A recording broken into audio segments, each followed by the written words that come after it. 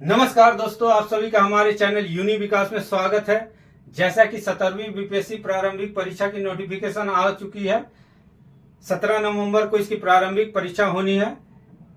आज से हम लोग 17वीं बीपीएससी प्रारंभिक परीक्षा को ध्यान में रखते हुए महत्वपूर्ण प्रश्नों की चर्चा करेंगे।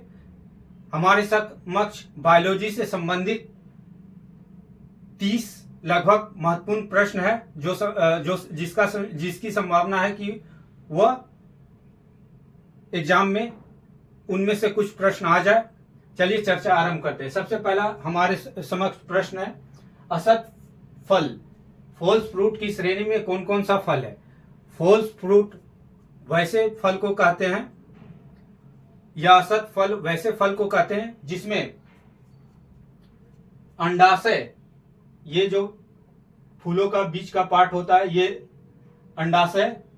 अंडाशय के अलावा फलों के निर्माण में बाह्य दल पुंज, पुष्पासन या दल यानी पंखुड़ी आदि भाग ले तो उसे हम लोग असत फल कहते हैं। इसकी श्रेणी में सेब है, काजू है, नाशपाती है, कटहल है, स्ट्रॉबेरी, अनारस या अनानस जो बोलते हैं, ये सब फल आते हैं। थोड़ा सा हम लोग फूलों की संरचना से संबंधित कुछ अन्य महत्वपूर्ण बिंदुओं को देख लें। जैसे फूलों में के ये पार्ट, सबसे नीचे डंठल वाले पार्ट को पुष्पवृत्त कहा जाता है। इसके ऊपर एक पार्ट होता है, लेयर होता है, जिसे हम लोग पुष्पासन कहते हैं। उसके ऊपर एक और पार्ट होता है जिसे बाह्य दलपुंज कहते हैं, पंखुड़ी को दलपुंज कहते हैं। इस पार्ट को प्रतंतु कहते हैं और इसी के ऊपर कुछ परागकण होते हैं, पॉलिनेशन होते हैं, और ये सब एक जगह इकट्ठा होते हैं जिसे हम लोग परागकोश के नाम से जाना जाता है। ये पूरा भाग जो है वर्तिकाग्र होता है। ये पूरा भाग जो है उसे हम लोग अंडाशय कहते हैं। अंडाशय के अंदर बीजांड होता है। उसके बाद इस पार्ट को वर्तिका कहते हैं। अब देखते हैं, पुष्प में दो भाग होते हैं, स्त्री केसर और पुकेसर। पुकेसर के जो भाग होते हैं उसमें परागकोश और प्रतंतु के भाग, परागकोश ध्यान रखिएगा, परागकोश और प्रतंतु के भाग को पुष्प केसर के अंतर्गत शामिल किया जाता है। वहीं स्त्री केसर के रूप में वर्तिका, अंडाशय और बीजांड, ये स्त्री केसर के भाग होते हैं। संभवतः इनमें से कौन स्त्री केसर या पुष्प केसर के भाग नहीं है, इस प्रकार के भी प्रश्न पूछे जाने की संभावना है। प्रश्न संख्या 2, मोहर निम्नलिखित में किससे प्राप्त किया जाता है। तो मोहर हमारे पास ऑप्शन है अंगोरा बकरी, ए, बी नंबर में है भेड़, सी लोमड़ी, डी याक। तो मोहर जो लकड़ी है अंगोरा नाम की बकरी से प्राप्त किया जाता है। मोहर एक अरबी शब्द है जो मुखियार नामक शब्द से बना है, जिसका अर्थ होता है बकरी के बालों वाला कपड़ा। वही अंगोरा ऊन जो है किससे प्राप्त किया जाता है, तो खरगोश से। प्रश्न संख्या 3, प्रकाश संश्लेषण यानी फोटोसिंथेसिस पर प्रकाश के प्रभाव पर क्या शामिल है। प्रकाश संश्लेषण की क्रिया में प्रकाश के प्रभाव पर कौन कौन सा चीज शामिल होता है। सबसे पहले जो शामिल होता है वो तीव्रता यानी प्रखरता यानी इंटेंसिटी बोलते हैं। प्रकाश का प्रकार, क्वालिटी ऑफ लाइट, किस प्रकार का लाइट क्वालिटी है। फिर अंतराल, ड्यूरेशन, ज्यादा समय कम समय, ये ड्यूरेशन, ठीक है। तो सबसे पहले देखें व्याख्या। तीव्रता कम होने पर, मतलब इंटेंसिटी, किसी चीज की प्रकाश के तीव्रता अगर कम होगा तो प्रकाश संश्लेषण की प्रक्रिया क्या होगी, धीमी। जैसे जैसे तीव्रता बढ़ते जाएगी प्रकाश संश्लेषण की प्रक्रिया तेजी से गति से होने लगी। तरंग दैर्घ्य जिसको वेवलेंथ बोलते हैं। वेवलेंथ के कारण लाल, जैसा कि आप जानते हैं लाल रंग में वेवलेंथ का तरंग दैर्घ्य सबसे अधिक होता है। इस कारण लाल रंग के प्रकाश में प्रकाश संश्लेषण की प्रक्रिया जो है सबसे तीव्र गति से होती है। इसके बाद नीले प्रकाश में होती है। इस प्रकार हम देखें तो प्रकाश संश्लेषण की प्रक्रिया में प्रकाश के प्रभाव पर तीव्रता यानी प्रखरता, प्रकाश का प्रकार, क्वालिटी ऑफ लाइट और अंतराल का प्रभाव रहता है। प्रश्न संख्या 4, पौधों का पीला होना किस दीर्घमात्रिक पोषक तत्व की कमी के कारण होता है? ऐसा जो है मैग्नीशियम की कमी के कारण होता है। क्या होता है? मैग्नीशियम क्या करता है? प्रकाश संश्लेषण की क्रिया में क्लोरोफिल के साथ संयोजन कर प्रोटीन संश्लेषण का कार्य करता है। अगर पौधे में मैग्नीशियम की कमी हो जाए तो प्रोटीन संश्लेषण की क्रिया प्रभावित होगी, जिसके कारण जो है पौधे पीले पड़ने लगते हैं। अब देखें, पौधे में 2 प्रकार के पोषक तत्व की आवश्यकता होती है। एक दीर्घ मात्रिक मतलब जो अधिक मात्रा में, दूसरा लघु मात्रिक। दीर्घ मात्रिक की संख्या लगभग 10 है और लघु मात्रिक की संख्या 6 के आसपास है। लघु मात्रिक पोषक तत्वों में देखें तो जिंक, कॉपर आदि शामिल है। वहीं दीर्घ मात्रिक तत्वों में देखें लोहा है, फास्फोरस है, ये सब शामिल होते हैं। नेक्स्ट क्वेश्चन, कौन सा हार्मोन क्रोध, चिंता एवं उत्तेजना की अवस्था में तनाव के संयोजन का कार्य करती है? मतलब तनाव को कम करने में काम करती है। तो यह हार्मोन का नाम है एड्रीनेलिन हार्मोन। इसका स्राव जो होता है एड्रिनल ग्लैंड यानी अधिवृक्क के मेडुला से स्राव होता है। एड्रीनेलिन को आपातकाल हार्मोन या युद्ध हार्मोन भी कहा जाता है। ये क्या करता है? उत्तेजना के समय इसका स्राव होने से क्या होता है? तनाव को कमी करने में यह सहायता पहुंचाता है। तिलचट्टा यानी कॉकरोच, अमीबा, पेचिस, पोलियो, टाइफाइड तथा कोढ़ रोग को फैलाने में मदद करता है। Statement number 1। नंबर 2, बालू मक्खी यानी सेंट फ्लाई काला जार रोग का वाहक है। Statement number 2। अब बताना है कि उपरोक्त में कौन सा कथन सही है। ऑप्शन आपके पास है 1 एवं 2, केवल 2, केवल 1, इनमें से कोई नहीं। तो इसका उत्तर होगा ए। 1 और दोनों सही है। तिलचट्टा किस संघ का से आता है? तो ये आर्थ्रोपोडा संघ से आता है। इसमें तिलचट्टा में 13 हृदय यानी हृदय कक्ष होते हैं। वहीं काला जार रोग के कारण अस्थि मज्जा यानी बोन मेरो प्रभावित होता है। प्रश्न संख्या 7, अमोनिया विषाक्तता के कारण मछलियों की उत्सर्जन क्षमता प्रभावित होती है। स्टेटमेंट 1। नंबर 2, सर्प यानी स्नेक द्वारा उत्सर्जित पदार्थ यूरिक अम्ल है। अब बताना है इनमें से कौन सत्य है।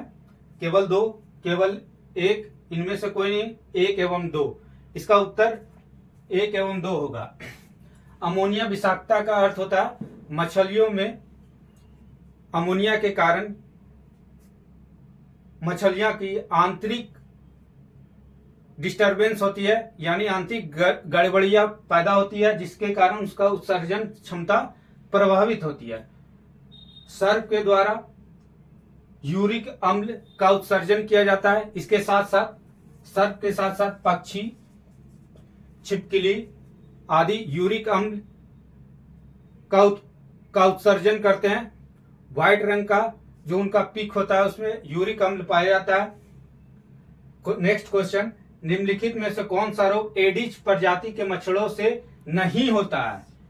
तो polio option 1, Zika virus, dengue, chikungunya. तो इनमें से पोलियो जो है एडिस नामक मच्छरों के संक्रमण से नहीं होता है। बाकी Zika virus, dengue, chikungunya Aedes नामक मच्छरों के संक्रमण से फैलता है। पोलियो दूषित भोजन, दूषित जल आदि का सेवन करने से पोलियो का संक्रमण बढ़ता है। प्रश्न संख्या 9, नवजात शिशु को स्तनपान कराने की सलाह देने का कारण विटामिन सी की उपलब्धता है। सैल्मन मछलियां विटामिन डी का अच्छा स्रोत माना जाता है। उपरोक्त में कौन सा कथन सही है? केवल एक, केवल दो, एक एवं दो, उपयुक्त में कोई नहीं। इसका उत्तर सी होगा, एक एवं दो। नवजात शिशु को इसलिए स्तनपान कराने की सलाह दी जाती है डॉक्टर के द्वारा क्योंकि उसमें विटामिन सी प्रचुर मात्रा में पाया जाता है। चूंकि गाय के दूध में विटामिन सी की कमी होती है, इसलिए गाय की दूध को कम मात्रा के जगह स्तनपान कराने की सलाह दी जाती है। दूसरा, सैल्मन मछलियां विटामिन डी का अच्छा स्रोत माना जाता है। ये सही है। सैल्मन मछलियों में विटामिन डी जो है प्रचुर मात्रा में उपलब्ध है।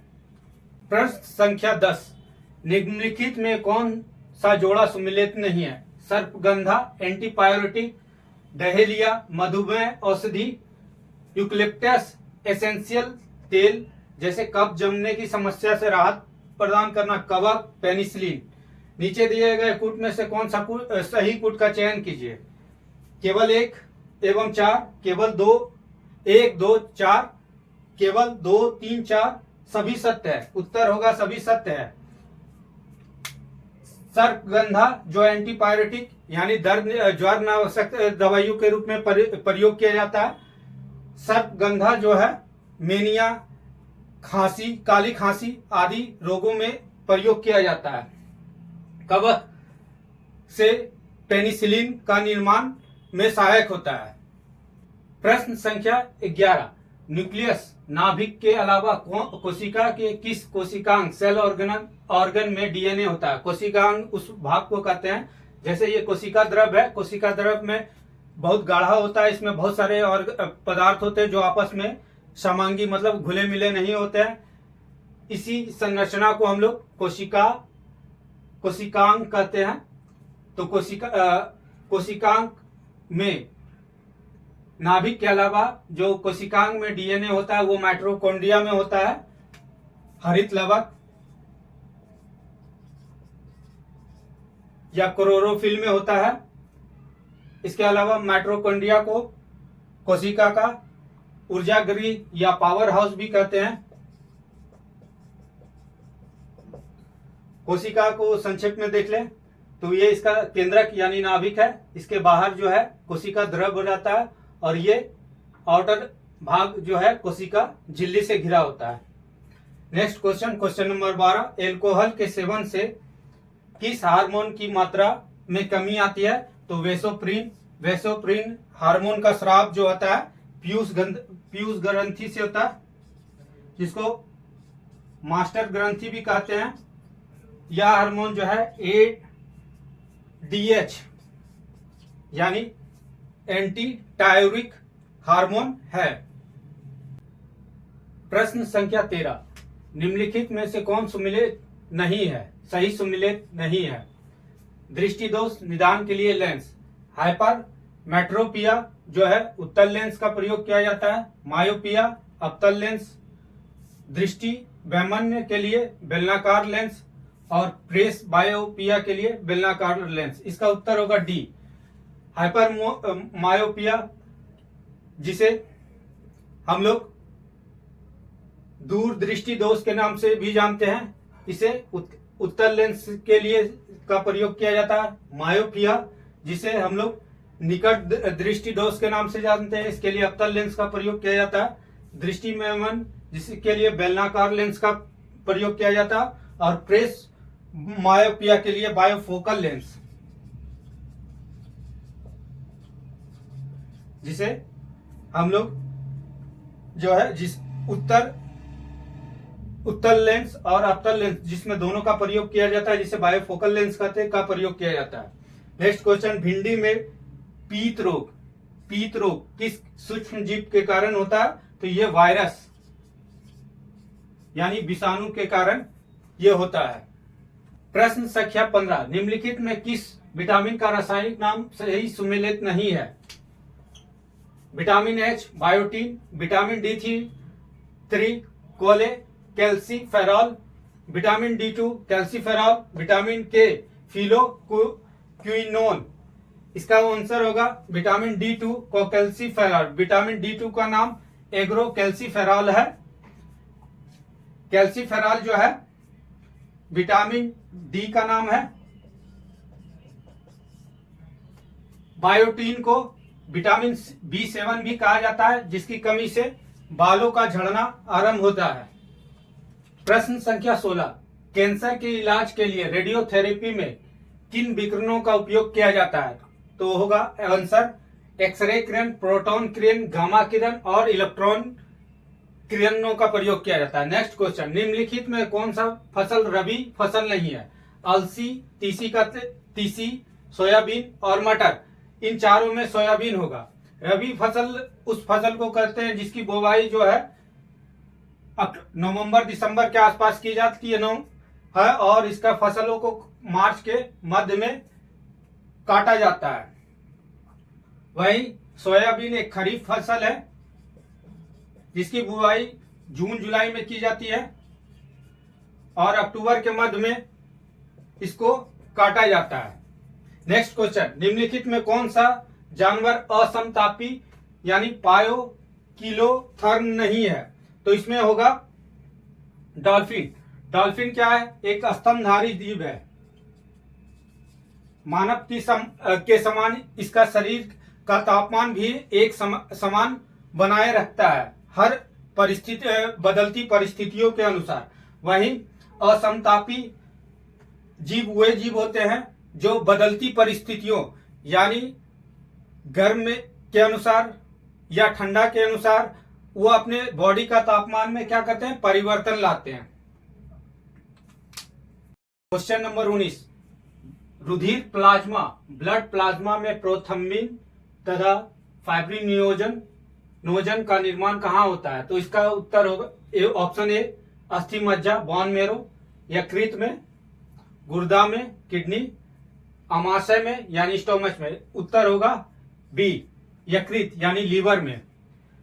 क्या व्याख्या क्या है? रुधिर प्लाज्मा में प्रोथम्बिन और फाइब्रिनोजन जो है का निर्माण विटामिन के की सहायता से होता है। ये फाइब्रिनोजन जो है रक्त का थक्का बनने में सहायता करता है। ये काफी पूछा जाता है, इंपॉर्टेंट है। प्रश्न संख्या 20, निम्न में कौन सुमेलित नहीं है? शाखा और अध्ययन क्षेत्र, एंथोलॉजी पुष्पों का अध्ययन, माइकोलॉजी कवकों का या फफूंदियों का अध्ययन, डेंडोलॉजी वृक्ष एवं झाड़ियों का अध्ययन, एग्रेस्ट्रोलॉजी वृक्षों की आयु का अध्ययन। इसमें से डी जो है सही सुमेलित नहीं है। एग्रेस्ट्रोलॉजी घासों का अध्ययन कहा जाता है और वहीं वृक्ष की आयु का अध्ययन जो है डेंड्रोकोनोलॉजी कहा जाता है। इसके बाद नेक्स्ट क्वेश्चन, क्वेश्चन नंबर 21, निम्न में से कौन सा जड़ का उदाहरण नहीं है? आलू, मूली, चुकंदर, गाजर। आलू जो है तना का उदाहरण है, भूमिगत तना। वहीं मूली, चुकंदर, गाजर जो है जड़ का उदाहरण है। क्वेश्चन नंबर 22, निम्न में से कौन सा जोड़ा मिश्रित फसल उत्पादन मिक्स्ड क्रॉपिंग के लिए उपयुक्त नहीं है? पहला ऑप्शन नंबर ए मूंगफली, सूर्यमुखी, गेहूं और चना, सोयाबीन और अरहर, गेहूं और धान। ऑप्शन नंबर डी गेहूं और धान, क्योंकि धान जो है खरीफ फसल है, दूसरा गेहूं जो है रबी का फसल है। साथ ही धान जो है नाइट्रोजन, धान के उत्पादन के लिए अधिक नाइट्रोजन की आवश्यकता होती है, इसलिए यह ऑप्शन सही नहीं है। नेक्स्ट क्वेश्चन, क्वेश्चन नंबर 23, निम्नलिखित में कौन सा सुमेलित नहीं है? सूक्ष्म जैविकी, इसके जनक जो है लुई पास्चर है।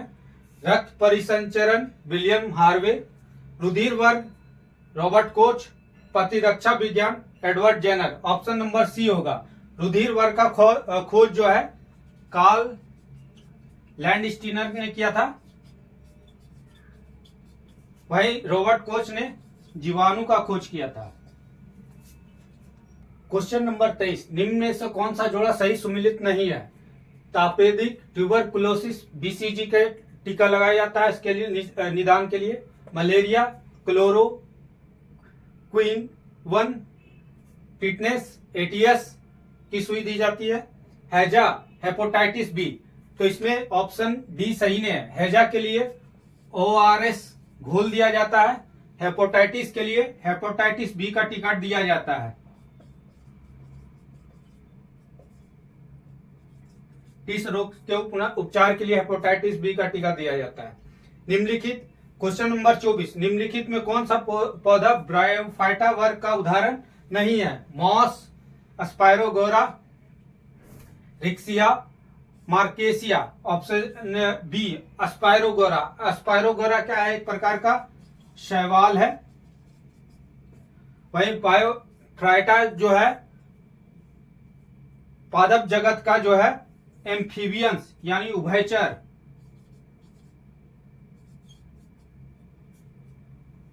उभयचर कहा जाता है, यानी यह जल थल दोनों में पाया जाता है।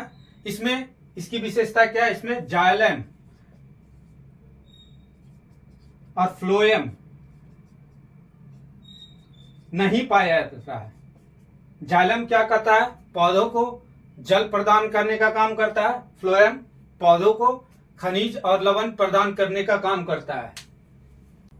क्वेश्चन नंबर 25, मानव शरीर में शारीरिक संतुलन बनाने में कौन सा भाग उत्तरदायी है? A number cerebrum, B number cerebellum, C medulla oblongata और डी नंबर हाइपोथैलेमस। इसका उत्तर है बी सेरिबेलम। सेरिबेलम जो है पश्च मस्तिष्क का भाग है। नेक्स्ट क्वेश्चन देखें, क्वेश्चन नंबर 26, सहजीविता यानी सिम्बोटिक का उदाहरण है? ए नंबर ऑप्शन कवक, बी शैवाल, सी लाइकेन, डी इनमें से कोई नहीं। इसका सही उत्तर है सी लाइकेन। लाइकेन क्या है? कवक और शैवाल का सहजीवी है। कवक जो है लाइकेन को जल खनिज आदि प्रदान करता है और शैवाल जो है प्रकाश संश्लेषण की क्रिया के माध्यम से जो है इसे भोजन प्रदान करता है। क्वेश्चन नंबर 27, निम्न में से कौन सुमिलित नहीं है?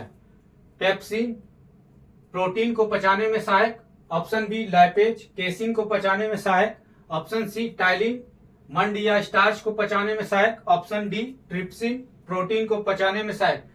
इसका सही उत्तर है लाइपेज केसिन को पचाने में सहायक। यह गलत है। लाइपेज जो है एक आंतरीय रस है, यह वसा को पचाने में सहायता करता है, यानी फैट्स को। वहीं केसिन को पचाने के लिए जो एंजाइम है वह है रेनिन, यह जो है जठर रस से निकलता है।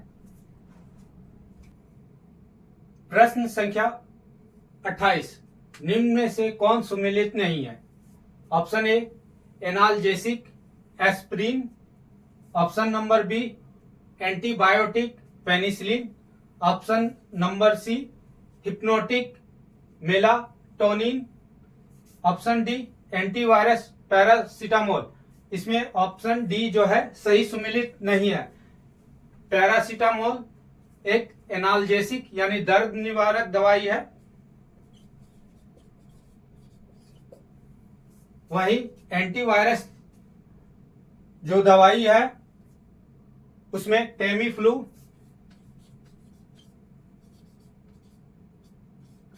रेमडेसिविर,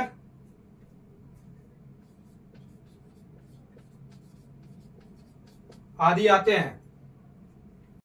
प्रश्न संख्या 29, यदि किसी पुरुष का रक्त वर्ग AB हो तथा महिला का रक्त वर्ग A हो तो उनकी संतानों में से कौन निम्नलिखित में से कौन सा रक्त वर्ग उपस्थित नहीं हो सकता है। ऑप्शन है हमारे पास A, B, AB और O। तो इसका सही जवाब है ऑप्शन डी, O। बर्नस्टीन ने एक चार्ट प्रस्तुत किया था, उसके अनुसार माता पिता, यदि माता A पिता AB हो तो संभव रक्त वर्ग A, B या AB हो सकता है। उसी तरह माता अगर B रक्त वर्ग की है, पिता अगर AB है रक्त वर्ग का, तो भी A या B उसकी संतान या AB हो सकता है। उसी तरह माता भी AB और पिता भी AB, तो रक्त वर्ग A, B या AB हो सकता है, लेकिन O किसी भी कीमत पे नहीं हो सकता है। इस प्रकार आज हम लोग 29 प्रश्न, अति महत्वपूर्ण प्रश्नों की चर्चा जो है 17वीं BPSC को ध्यान में रखते हुए की है। आने वाले वीडियो में फिर से एक नए टॉपिक को लेकर उपस्थित होंगे। तब तक के लिए धन्यवाद।